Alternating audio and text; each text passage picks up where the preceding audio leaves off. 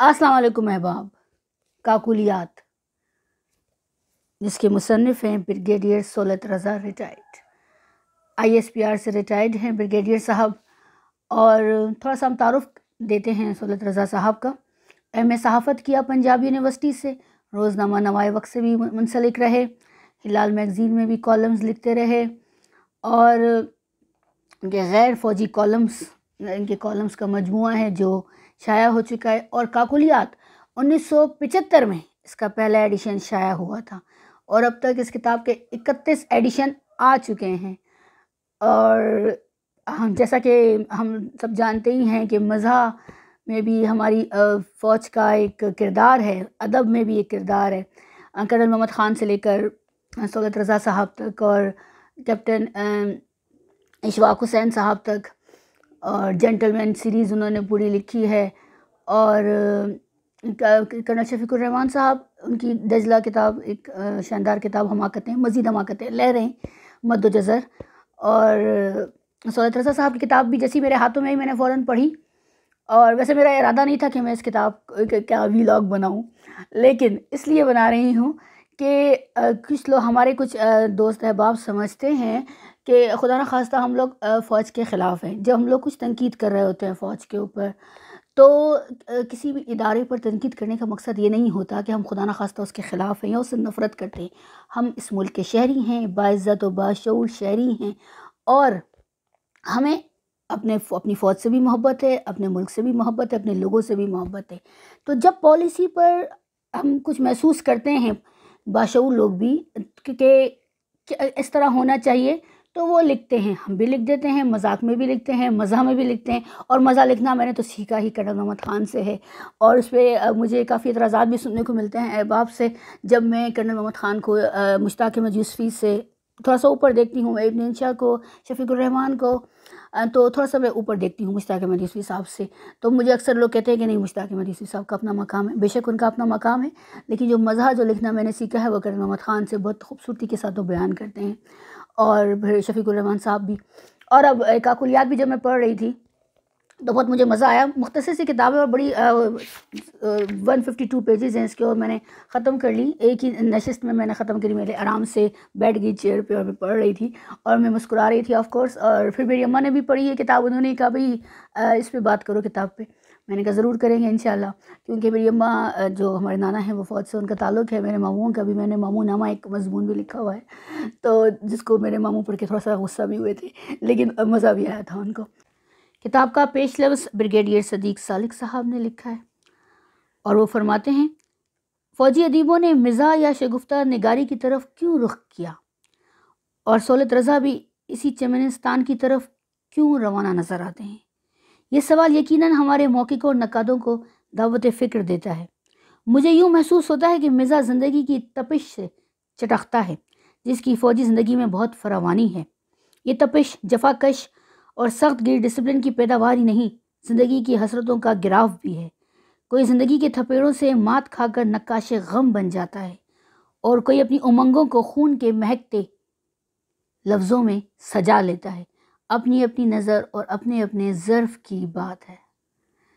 तो ये सदीक़ सालिक साहब की राय है, 2 सफ़हात पर मुश्तमिल है। मैंने तो छोटा सा पैराग्राफ सुनाया है आपको।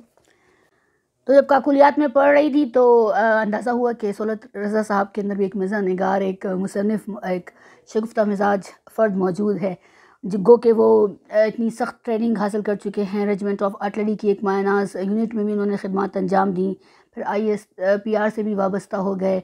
और मेरी उनसे गुफ्तगू हुई, मैंने उनसे रब्ता किया किताब पढ़ने के बाद, और अब थोड़ी तबीयत नासाज है, अल्लाह ब्रिगेडियर साहब को सेहत व तंदुरुस्ती से नवाजे। हम उनसे थोड़ी सी, मैं कोशिश करूँगी लाइव गुफ्तगू उनके साथ कर सकूँ, जैसे वो सेहतमंद होंगे तो उनके साथ हम बातचीत करेंगे।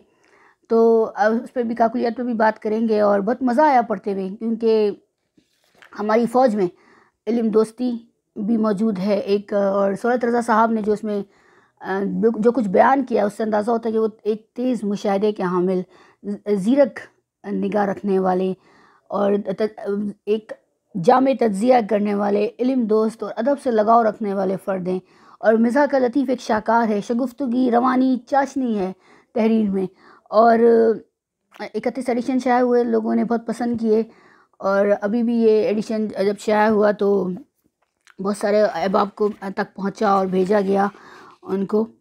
اور اس کے ناشر ہیں قلم فاؤنڈیشن انٹرنیشنل، اور قلم فاؤنڈیشن سے ہی منگوائی جا سکتی ہے. میں رابطہ نمبر لکھ دوں گی. اور جملہ حقوق بحق کے مصنف محفوظ ہیں. تحریر میں بے ساختگی ہے اور کاکلیات ہم سب جانتے ہیں. کاکل اکیڈمی میں فوجی تربیت دی جاتی ہے، اور جو اس تربیت کے دوران جو واقعات پیش آتے ہیں بہت سارے ہمارے فوجی بھائی بتاتے بھی ہیں اور اس کو بیان بھی کیا ہے. کرنل صدیق سالک صاحب نے بھی بیان کیا، اور اشفاق حسین صاحب نے بھی بیان کیا. اشفاق احمد شاید نام ہے، میں بھول رہی ہوں، معذرت. تو جینٹل مین سیریز میں بھول چکی ہوں، میں رکھی ہوئی ہوں، میں نے بہت پہلے پڑھ لی تھی. وہی فوج سے محبت ہے ہمیں، تو ہم پڑھتے ہیں ضرور کتابیں جب کسی فوجی کی کتاب آتی ہے. تو مشرف صاحب کی بھی پڑھی ہے میں نے، ان دا لائن آف فائر. کتاب میں چھوٹے چھوٹے باب چیپٹرز کی صورت میں ہے، جو زیادہ مزہ آتا ہے پڑھنے میں. میں نے پہلے بھی ذکر کیا ہے، کتاب میں اسی طرح باب تھے تو وہ بہت دلچسپی کے ساتھ پڑھی گئی. اور پہلا باب ہے صراط کمیشن. السلام علیکم sir, route march, night club, ground در گراؤنڈ، میرا پلاٹون اور ہائی پاسنگ آؤٹ. یہ آخری باب ہے جو بہت دلچسپ ہے. اور رقم تراز ہیں سولت صاحب. وہ شام بھی کیسی سہانی تھی جب ہم نے ڈرل اسٹاف کی زبانی خوشخبری سنی کہ صبح سے پاسنگ آؤٹ کی رہل سہل شروع ہو گئی. پاسنگ آؤٹ کا ذکر کیڈٹ کے لیے شربت فلاد و معجون مرکب قسم کی چیز تھی. ہم نے اس رات کیفیٹیریا میں گلاب جامن کے ایک ایکسٹرا پلیٹ کا آرڈر دیا. گلاب جامن میری بھی فیوریٹ مٹھائی ہے. کیڈٹوں کے ہجوم دوستہ میں پاسنگ آؤٹ کا نام ہر زبان پر تھا. ہم سوچنے لگے کہ بس کمیشن 2-4 قدم کی بات رہ گیا ہے. پاسنگ آؤٹ کے رہل سہل بہت بڑے اعزاز کی صورت میں پہلے روز گلاب جامن پلیٹ لگی، لیکن دوسرے دن الف صبح جب ایک موٹے تازے گھوڑے پر ایڈجوائنٹ میجر سلطان محمود کی سواری آئی تو سب کے ہوش ٹھکانے آ گئے. اسٹاف کی آواز پہلے سے زیادہ کرخت ہو گئی. کیڈٹ کا پاؤں خود بخود بیلٹ لیول سے اوپر اٹھنے لگا. مجھ سے کئی اور ہونہار کیڈٹ جو دوسری یا تیسری قطار میں کھڑے ہو کر لیفٹیننٹ کے خواب دیکھ رہے تھے، کاٹھی نشین کی نگاہ ناز کی تاب نہ لا سکے. کیا لفاظی ہے. پریڈ گراؤنڈ میں گھوڑا ایڈجوائنٹ کو ایک چلتا پھرتا اسٹیج فراہم کر دیتا جہاں سے انہیں کیڈٹ کا زاویہ ماپنے میں آسانی تھی. کیڈٹ کی خواہش تھی کہ منہ زور قسم کا گھوڑا آئے تاکہ سواری کمر اور نگاہ کو حرکت نصیب ہو. بہت دلچسپ پیرائے میں بیان کیا ہے پاسنگ آؤٹ مارچ کا احوال، کیونکہ فوج کا اپنا ایک اسلوب ہے، ایک منفرد انداز ہے، ایک فوج ایک ادارہ ہے. گو کہ اس ادارے سے ہمیں اختلافات بھی ہو سکتے ہیں، اور ہم یہ بھی کہہ سکتے ہیں کہ ہاں جنگ و جدل کرنے کے لیے کیا ضرورت ہے. لیکن بدقسمتی یہ ہے کہ اس دنیا میں ایسے افراد موجود ہیں جن کو جنگیں پسند ہیں. حالیہ تناظر میں ہم فوج کے کردار کو نظر انداز نہیں کر سکتے. جو پوتن صاحب کر رہے ہیں شام میں انہوں نے کیا، وہ یوکرین میں کر رہے ہیں.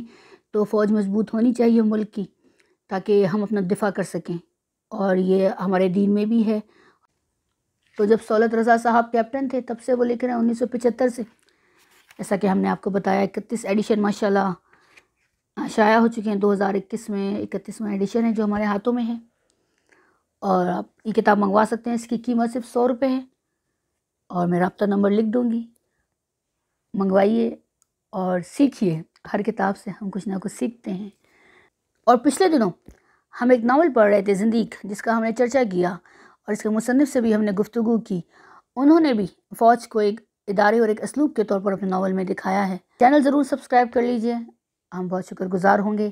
ہم بار بار کہتے نہیں ہیں، یہ بات اچھا نہیں لگتا مجھے کہنا بار بار دوستوں کو، لیکن چینل ضرور سبسکرائب کیجئے تاکہ آپ مزید کتابوں سے متعارف ہو سکیں اور ان سے استفادہ بھی کر سکیں. بہت بہت شکریہ.